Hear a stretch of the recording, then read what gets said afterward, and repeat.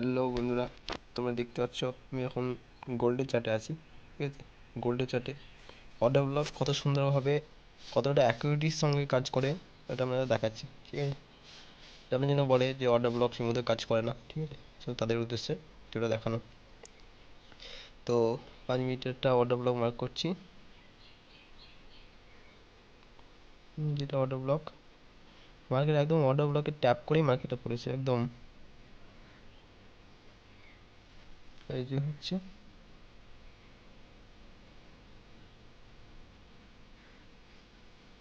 FBG,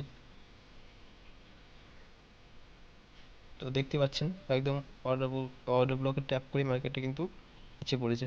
তো এখানে entry কোথায় হবে? এন্ট্রি হবে আপনার এই রেড ক্যান্ডেলে এন্ট্রি হবে, এসএল থাকবে অর্ডার ব্লকের ওপরে,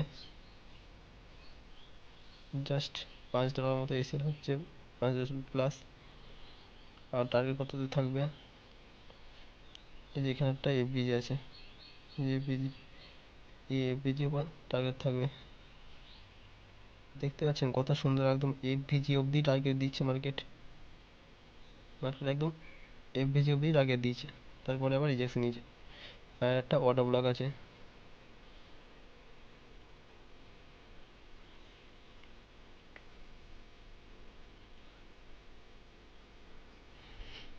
এখানে হয়তো অনেকে ভাবতে পারে যে আমি কেন গ্রিন ক্যান্ডেলটাকে আমি অর্ডার ব্লক ধরলাম না, কারণ রেড ক্যান্ডেলটা হাই লো ব্রেক হয়নি।